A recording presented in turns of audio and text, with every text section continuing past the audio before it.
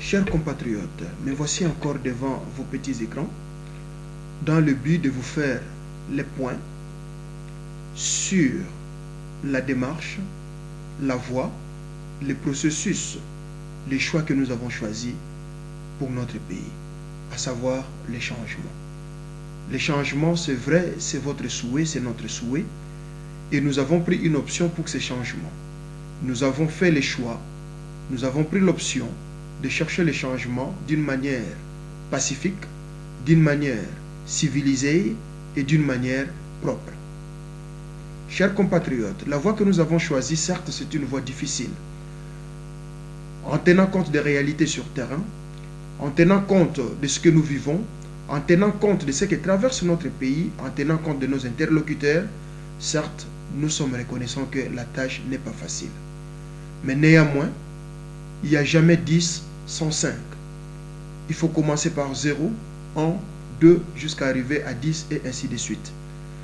Sur la voie que nous avons choisie, cette voie, comme je viens de vous dire, elle n'est pas facile.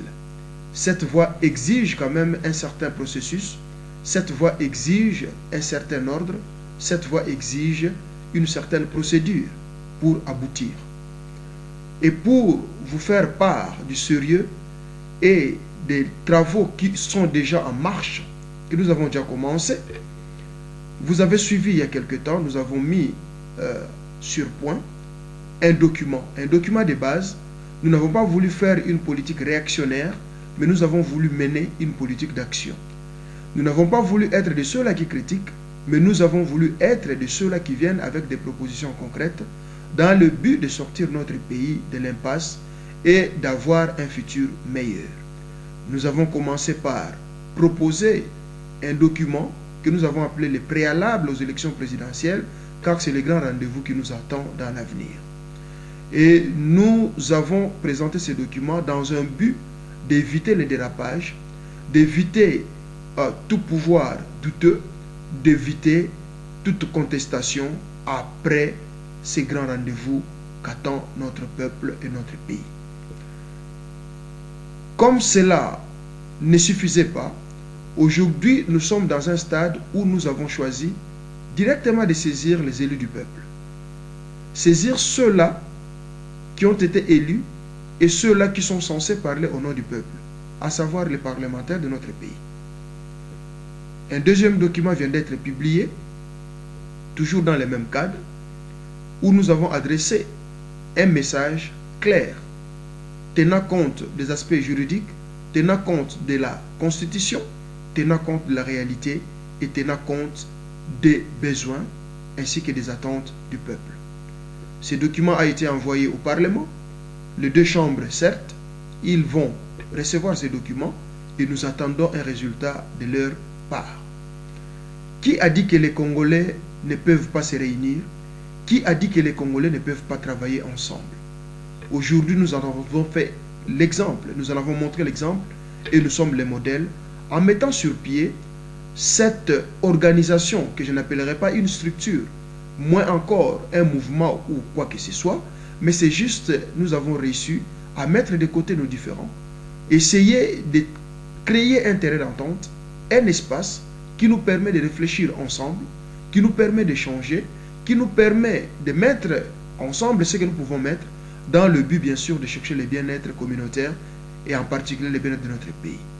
Cet espace que nous avons appelé le collectif des démocrates congolais, qui réunit jusqu'à présent la troisième force Elbana Cité que je représente moi-même, qui représente notre cher Koko Lonsi ainsi que son mouvement, et où nous retrouvons encore notre bien-aimé Dr Mboyo Bent, y compris son mouvement.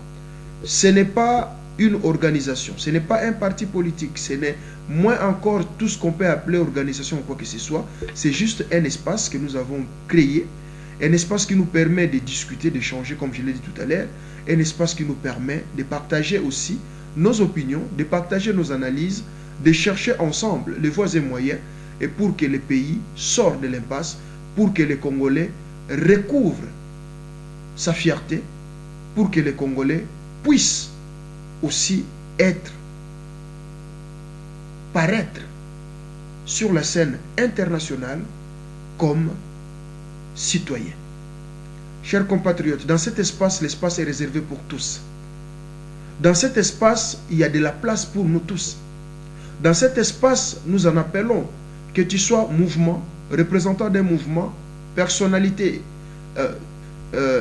juridique, que tu sois aussi une personnalité indépendante, que tu sois noble, que tu sois simple citoyen, que tu sois mouvement, tu es le bienvenu.